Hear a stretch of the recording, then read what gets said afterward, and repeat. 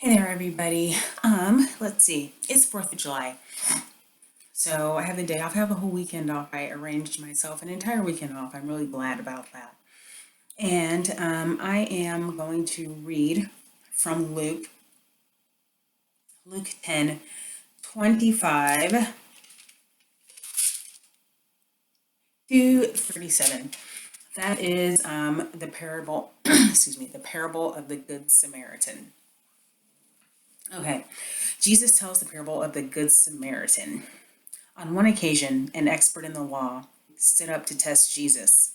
Teacher, he asked, what must I do to inherit eternal life? So these experts in the law, they really like to try and test Jesus, I've noticed.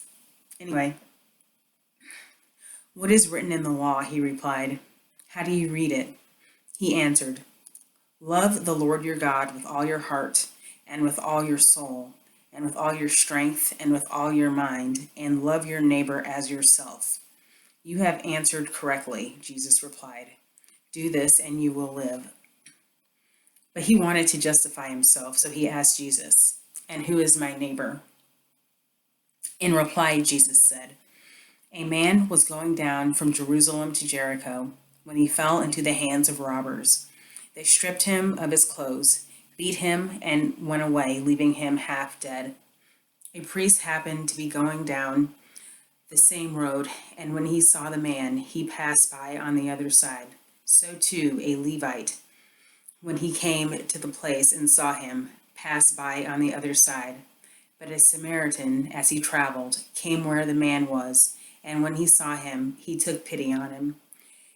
He went to him and bandaged his wounds, pouring on oil and wine. Then he put the man on his own donkey, took him to an inn, and took care of him. The next day, he took out 2 silver coins and gave them to the innkeeper. Look after him, he said, and when I return, I will reimburse you for any extra expense you may have. Which of these 3 do you think was a neighbor to the man who fell into the hands of robbers? The expert in the law replied, the one who had mercy on him. Jesus told him, go and do likewise. So that's the story of the Good Samaritan, just talking about, who is your neighbor and just loving your neighbor. And the reason why I'm reading this today is because today is America's birthday. It is the 4th of July. The United States of America likes to consider itself to be a Christian nation. It is not. There are examples here and there of Americans being very generous, but for the most part, racism has been the law in this country. I think it was 3/5, or maybe it was 5/8. I can't remember the fraction. But at one point, the Constitution said that people like me were a fraction of a human being.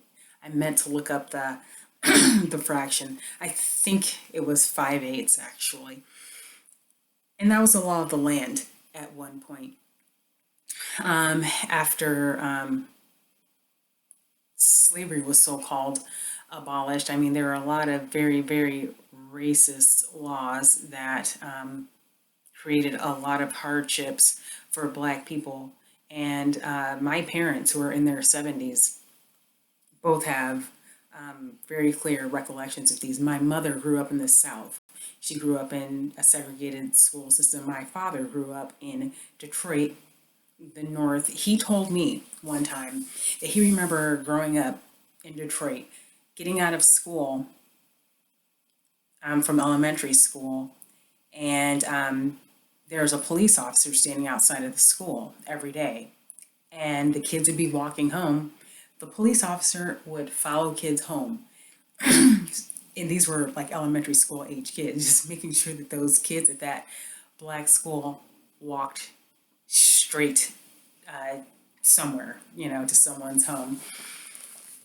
And, that was an agent of the local government of Detroit at the time. That probably was going on in the 50s. So the United States has never really put this into practice. Now, really, we have a lovely country here. We do, honestly. There's a lot of opportunity here. I do not care what other people say about things. There is a lot of opportunity here. You can always make $1 in this country.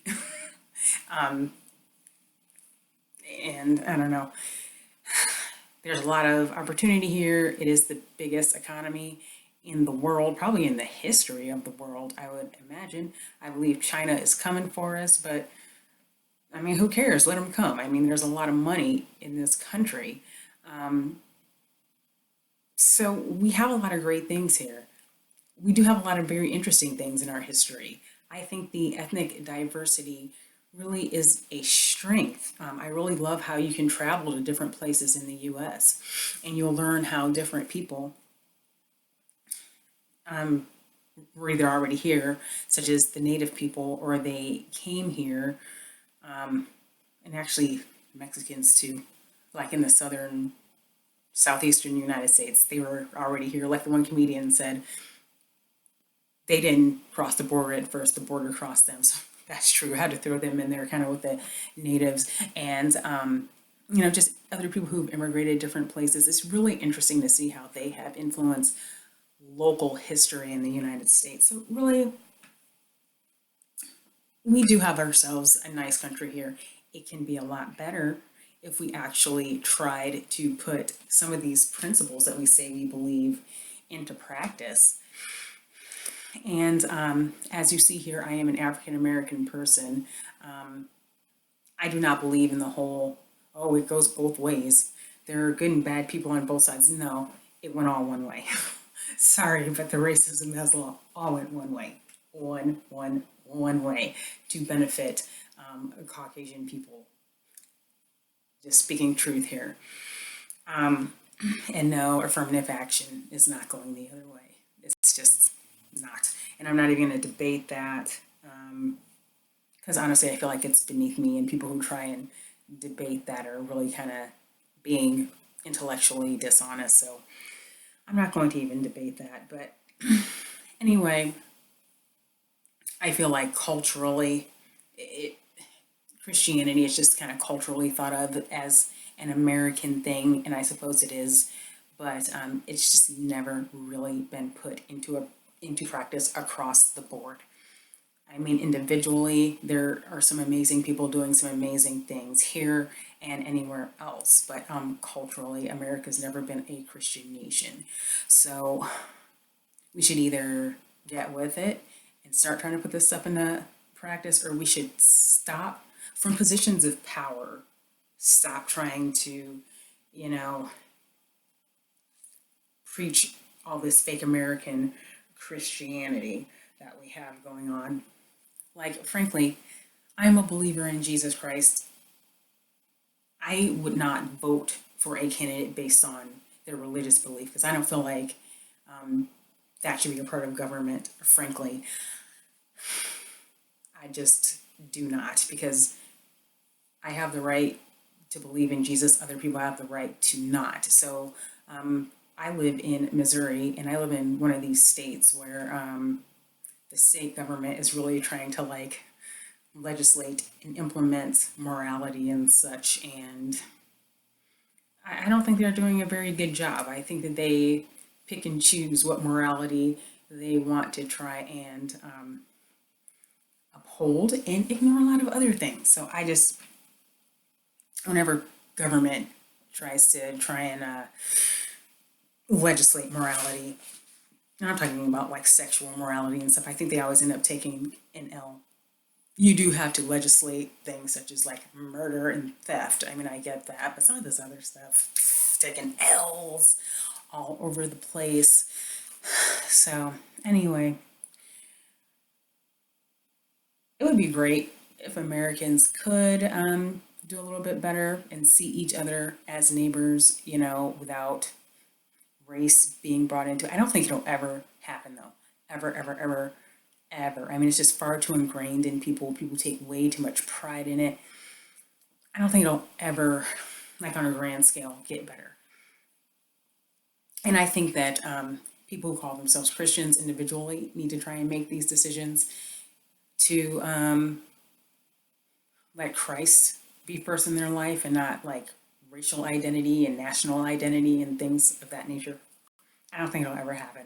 For most people in this country, I think that like race and like national pride definitely take precedence over actually being a Christian. So honestly, I think that we're pretty much hopeless there, which is why I don't like it when politicians want to get on a little high horse and talk about their Christian belief system.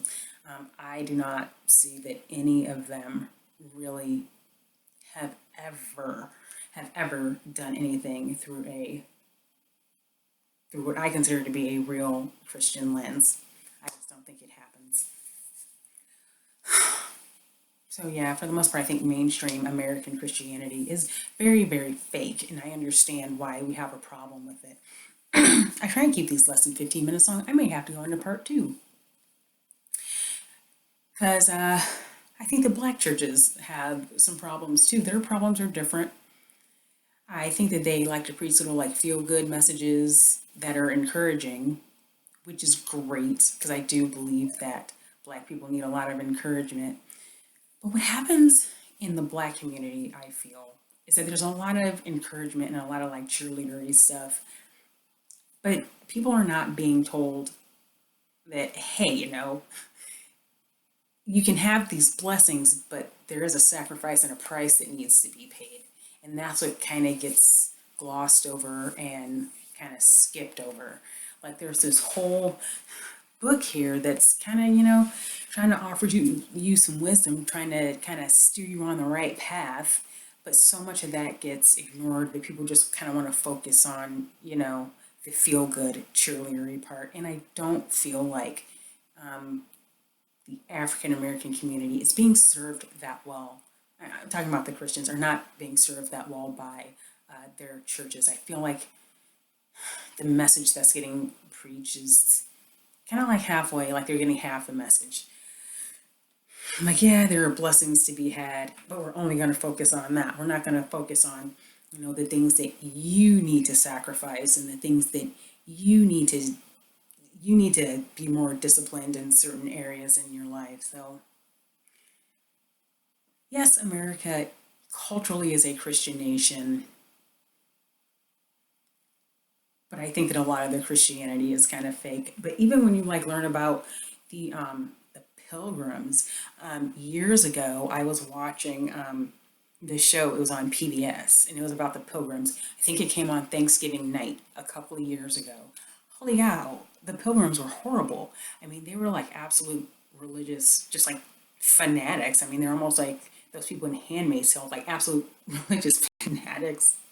Meanwhile, they ignored a lot about the Bible. Like, they totally did not see uh, the Indians as their neighbor at all.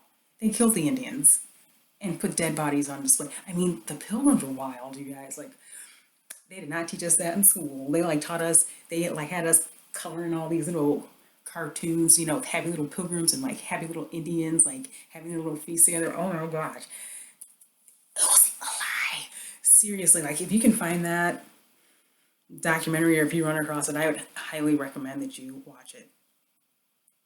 Oh, and this may have to be a whole different topic, but a lot of black people in America like to say, oh, Christianity is a white man's religion. If that was true, if that was really true, this country would operate in a completely different manner. If the majority of white people really did apply Christianity, even make an effort to like read the whole Bible and apply Christianity to how they deal with other people, this country would operate in a completely different way. So that's not true. All these people who like to say, oh, black people shouldn't be Christians because it's a white man's religion, they take the L there too. So, yeah, I about ran out of time. I like to keep these short. So, everyone, have a great 4th of July. Be safe, don't hurt yourselves.